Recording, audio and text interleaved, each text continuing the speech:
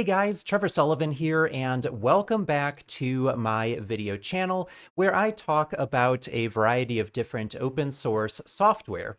Now, I wanted to introduce a new topic in this video, which is a really interesting tool that I came across several months ago, and just recently, over the past week or so, I've been playing around with this tool to see what its capabilities are. So this tool is called Windmill, and you can find it over at the website Windmill.dev.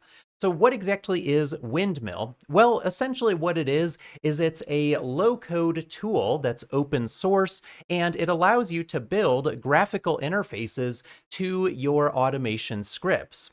So you might be building automation scripts in a variety of different languages. For example, you might use something like TypeScript, you might use Python, you might be a Golang developer, you might be just using simple bash scripts as well. Maybe you want to kick off various automation tasks inside of Docker containers, and maybe you need to perform operations against databases. And I think pretty soon they're going to be working on PowerShell support for Windmill as well. And if you're building these back-end automation scripts and you need some kind of central place to store those scripts and execute those scripts, then Windmill is a really great place for you to store and execute them.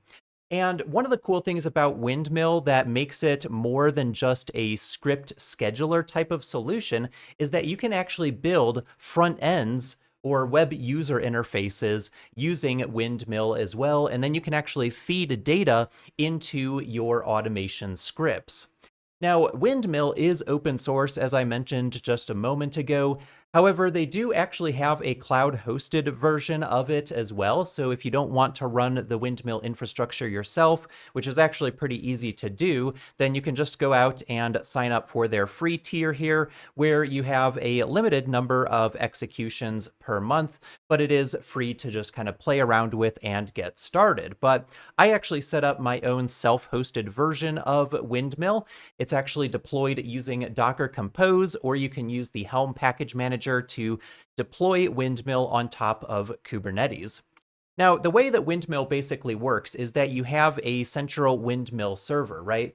And that server is going to be where you actually do your coding, your building of your web user interfaces, and scheduling automation scripts as well. In fact, if you're working in a larger organization, you can actually divide your Windmill instance up into what are called workspaces, and each team within your organization can actually have access to manage scripts and user interfaces inside of their own separate workspace. So it has some basic permissioning mechanisms inside of it to help you kind of segment the different bits of code and user interface that you are building.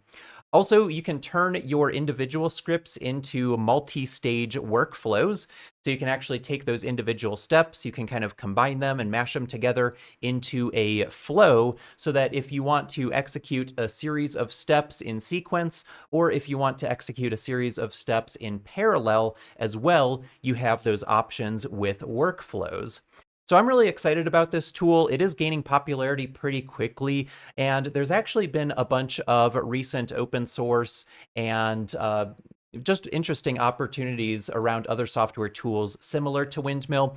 For example, there's actually another service out there called Buddybase, Budi base. And this is a similar type of solution that I actually played around with a little while ago. Unfortunately, I ran into a bunch of bugs in building a web front end with Buddybase here, but hopefully in the future, they'll fix some of those bugs and turn Buddybase into a viable tool as well. There's also another tool that I've come across that's open source called AppSmith. This is a little bit more JavaScript centric, so it's not quite as flexible as something like Windmill is, but this is another open source and very popular. You can see 28,000 stars on GitHub. It's another very popular solution for building front-end tools very rapidly.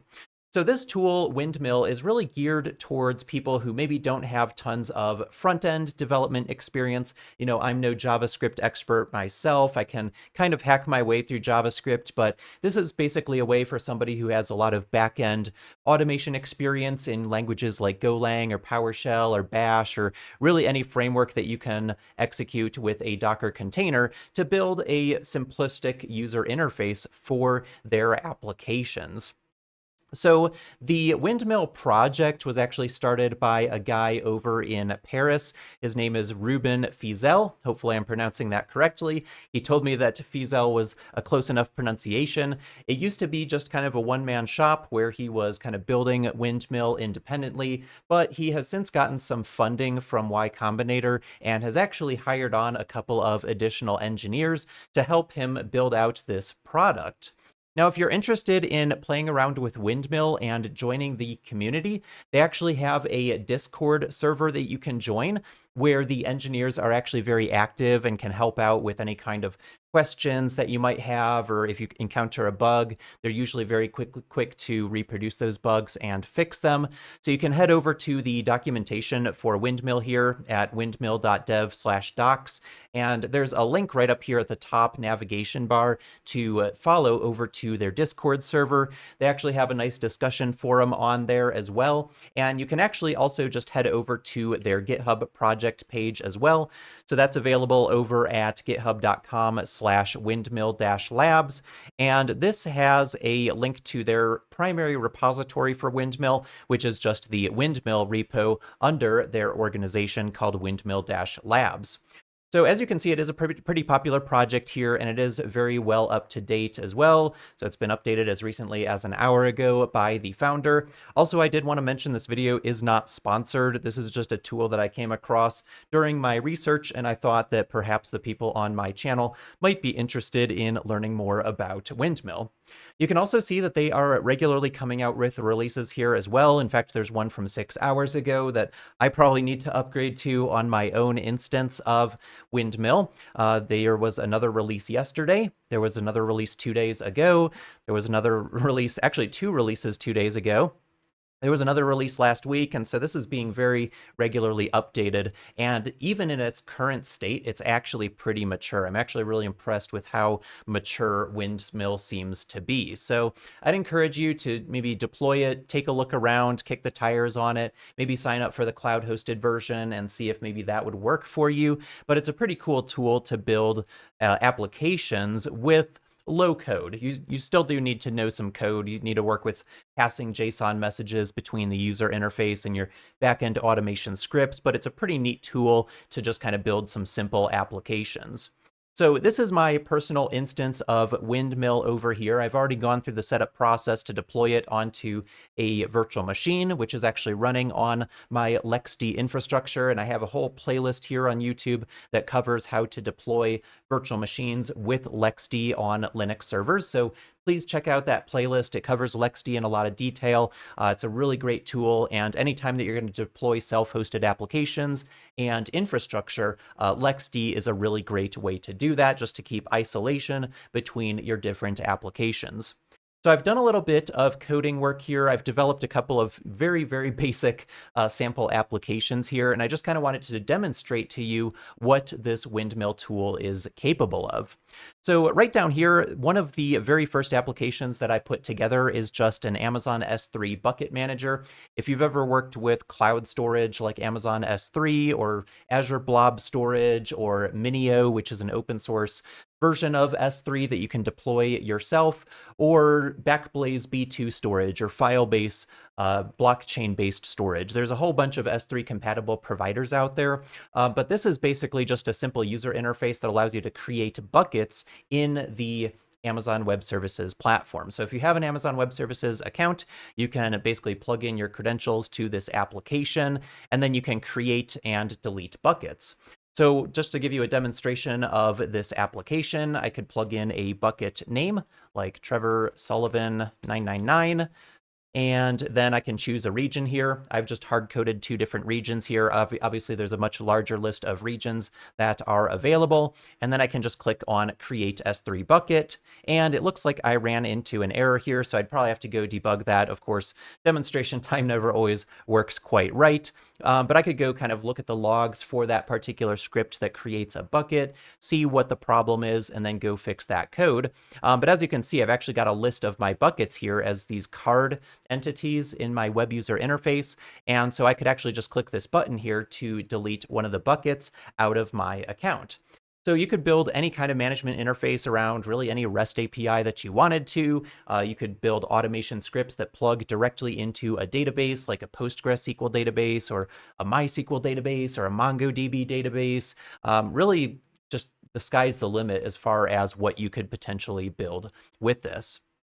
A couple other examples of really simple applications that I built was just a simple integration with Telegram right here. So I created a Telegram bot that can post into one of my Telegram channels, and I can just type in a message here from Windmill, and this is my custom user interface that allows me to type a message and then send it as that bot user to a channel that I've hard-coded into the application. So I could say hello from bot and click on this button right here. And of course, it looks like it is having an error here once again. So we'll just have to chalk it up to the demo gods, right? Now I can go over here to my runs and actually see a list of all the different executions that I have of my different functions. On this home screen here, you may have seen I have these different script functions here. Some of them are configured to use Python, some are configured to use Bash, and then these application entities are actually where I build my user interface in order to perform some actions from a UI that plugs in to my backend automation scripts. So I can go under the runs or execution section here, and I can actually see these errors right here, and I can see that there's some kind of problem here. And this has to do with actually a missing package. So I'm actually kicking off some PowerShell scripts, and I started to encounter this issue where if a certain operating system package is missing, then my PowerShell scripts will not kick off. I could go through and fix that, but for the time being, I'm not going to. But as you can see, we can just go through the logs here and see what kind of problems we encounter, and then we can go back and actually fix our code. So right here, I can just say, all right, I want to edit this code, and then I can go in here and I can plug in whatever code I want to as part of my bash script. I can even use bash to kick off PowerShell scripts if I wanted to. I could use bash to kick off Docker containers. I could use bash to kick off Rust programs or Golang programs or anything like that. So again, the sky's kind of the limit as far as what your code in Windmill can actually do. Now, Windmill also supports variables, so if you need to store certain pieces of information as a variable that needs to be reused across many different scripts, you can simply go in here, create a brand new variable. You can also set it as a secret that needs to be stored securely so that it can be retrieved by applications. Typically, secrets are going to be used for things like authentication credentials to databases, API keys for cloud platforms, and things of that nature. Anything that needs to be hidden from view by default is something that you could find as a variable that you add in to Windmill, and then you can consume those variables from your automation scripts. So that's pretty easy to do. There's also this common concepts down here called resources, and resources essentially allow you to create connections to external services.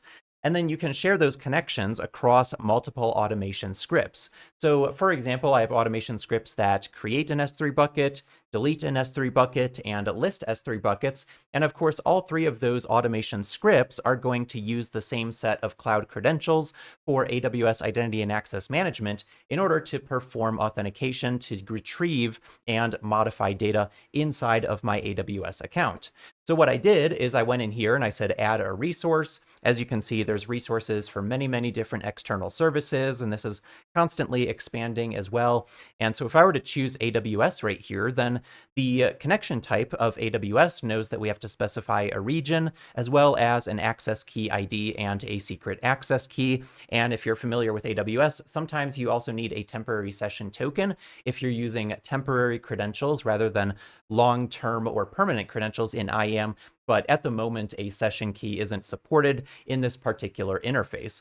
But then once I define this resource, I can simply consume that resource. I can retrieve the resource details inside of my automation scripts and then use those credentials. I can configure them as environment variables. I can write them to a configuration file. However, my application needs to retrieve those credentials, I can do that inside of my automation scripts. Now, one of the things that I really like about Windmill is that it supports scheduling scripts. So what I like to think of Windmill as is not just a utility to build web user interfaces, which it's certainly capable of doing, but you can actually build automation schedules using cron expressions. So if there's a certain task that I want to perform on a regular basis, maybe some kind of automated backup task, or maybe SSH into my virtual machine infrastructure and make sure that the latest Docker container images are downloaded and pre-cached onto my local system, or really kind of any management task that you might think of, you can actually set up a cron schedule right down here, and this will allow you to schedule one of your automation scripts or your workflows by just choosing one of those scripts from this list right down here, and then Windmill will handle scheduling those scripts for you. And when those scripts actually run, whether they are scheduled with the cron scheduler here or whether they're executed through one of those web user interfaces, it's actually deployed onto what are known as workers. So let me just expand this side here. And if we scroll down a little bit, you'll see this little workers section. And so by default, when I deploy with Docker Compose, it actually spins up 4 worker instances for me. And you can see the unique names for each of those instances right down here. And so those workers are actually the processes, the containers that are responsible for executing the code inside of my automation scripts in Windmill. And you can actually scale this up. It's a lot easier to scale if you have a Kubernetes cluster, but I can actually scale up the number of workers using my Docker Compose deployment as well. And that will allow me to increase the capacity of my Windmill instance if I have lots of different users accessing the applications that I've built with Windmill. You can also organize your resources into folders. So rather than just having all of my automation scripts and my applications in the root right here, I can actually plug them into child folders. So I could go in here, create a folder, and then when I create an automation script or a workflow or a new app or a schedule, a variable, or a resource connection to an external service, I can organize those into separate folders so that I don't have to have everything in the root of my workspace inside of Windmill here. There's also audit logs here, so you can see what different users in your Windmill instance are actually doing on your Windmill server. You can see I've executed a lot of different scripts here. I've made modifications to variables, modifications to my applications, and things like that. So we do have audit logs that we can see what's happening inside of here. And I mean, those are just a lot of the main components. Now, something else that's interesting about Windmill is that it actually has what's known as a hub, where you can actually see sample scripts and sample applications or web user interfaces that other people have built. So if you're looking for a little bit of inspiration for some different types of applications that you can build, feel free to go out to the Windmill hub. Let me just actually bring it up in my browser here. It's over at hub.windmill.dev, and you can actually publish your own automation scripts if you feel like sharing them with the rest of the Windmill development community. You can also share your web UIs as well. If I search for AWS right here, for example, I should be able to find my application that I published that shows the S3 example. I'm pretty sure it's in here somewhere, although I'm not seeing it right at this moment. Let me try clicking on this apps tab right here, and sure enough, there's Amazon S3 Bucket Manager. You can see that I published that a few days ago, and this gives you a little preview of what my application looks like. It's not actually a live application because the functions or the scripts that are behind the scenes aren't actually deployed onto any infrastructure, but at least it gives you a static preview of what the user interface of my application looks like. So that's kind of nice as well. So feel free to join the Discord community for Windmill if you're interested in getting started in building on the Windmill platform. Also, you can go over to their GitHub project page right here, and they use the discussions tab right here to ask questions or provide feature requests. And if you have a legitimate bug report that you think you can reproduce, then feel free to file an issue over here on the issues tab. And again, the development team is very responsive here. In fact, you can see I just filed a bug right here. And that was a few hours ago, but it's already assigned to somebody, and hopefully somebody will pick it up. And if they don't happen to see it, then just go into the Discord channel and ping Ruben or one of the other devs, and they are very quick to provide feedback and assistance on how Windmill works. And the other great thing about Windmill is that because it is open source, you can contribute to it. You can contribute to the documentation. It's constantly being improved. And so hopefully you can get something out of this utility. Again, this video isn't sponsored. Windmill is just something that I came across. I'm like, hey, this looks kind of cool. I tried out Buddy Base, for example, and that just didn't really pan out for me at the time. Again, hopefully in the future, a better version will come out that's a little bit more reliable. But with Windmill, I'm actually pretty happy with it. It seems to be a pretty mature application. And before we close things out, I did also want to show you what the user interface designer looks like. I'll actually go into a little bit more depth on the designer in a future video. But if we go back to our workspace right here, and we want to build some kind of application front end, we have this nice interactive editor that allows us to design our application from the ground up.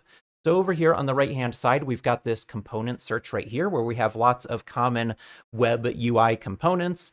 For example, if we search for text boxes, we could just click on a text input. We could resize that input if we want to. We can rename it. So we could call it maybe txt first name. And then we could add in a button. So we'll just hit the plus sign here and then maybe do a button right here. We could change the label on the button and say submit new employee or something like that. We'll just kind of drag it over here so it's not conflicting with the text box there, make things a little bit wider. And then I can plug in something like a static value right here. I could just say first name as kind of a placeholder. And then when I actually run the application, I could replace that with something else. And then as far as the button goes here, I can actually choose an automation script that I want to execute when I click on that button. So if you've created a script that maybe writes a new user to a database, I could choose that script from this list of scripts inside of my Windmill workspace. And then we can actually take the value of this first name right here and pass it in as an argument to one of my Windmill scripts. So that's essentially what I've done with some of my other applications, like the S3 Bucket Manager. I basically take the output from one of these text boxes, and then when I click on a button, it goes ahead and passes the S3 Bucket name as input to my backend automation script that creates a bucket. So over here, we'll just give this a name like maybe btn submit employee. And then over here on the right-hand side, we can choose some other UI-related options. So I could choose to fill the container just to make it fully size the button according to the size of the container that it belongs to in the UI right here.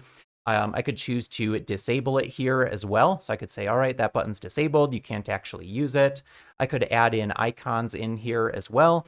I could do maybe a search for a person and add in a nice little person identifier. So that makes it just a little bit more of a friendly user interface. And then you can actually plug in custom styling down here as well. So if you want to plug in custom CSS for styling your applications, you're welcome to do that. Also, if we wanted to provide some text labels, we could just plug in a text element right here and maybe move these UI elements right here down a little bit so that they're kind of out of the way. And we could plug in this heading up here and say, this is my employee management application. So we'll just say employee management center. We can make this text field a little bit wider here. And so now that kind of explains to you what the application is. We could put in some more text that kind of explains how to use this application. But I think you kind of get the picture here of what we can build with Windmill. So like I said, in a future video, I'll talk a little bit more about how to actually build automation scripts and wire everything up between the Windmill user interface and the backend automation scripts. And we'll also talk about how to do things like set up background runnables that respond to certain events inside of your application. But I would encourage you to deploy Windmill yourself, or at the very least, sign up for a Windmill account, play around with building a web user interface, and see if you enjoy it. Thanks so much for joining me on my channel. Please subscribe, please like this video, and please share a link to this video with your friends, family, and professional contacts. Take care.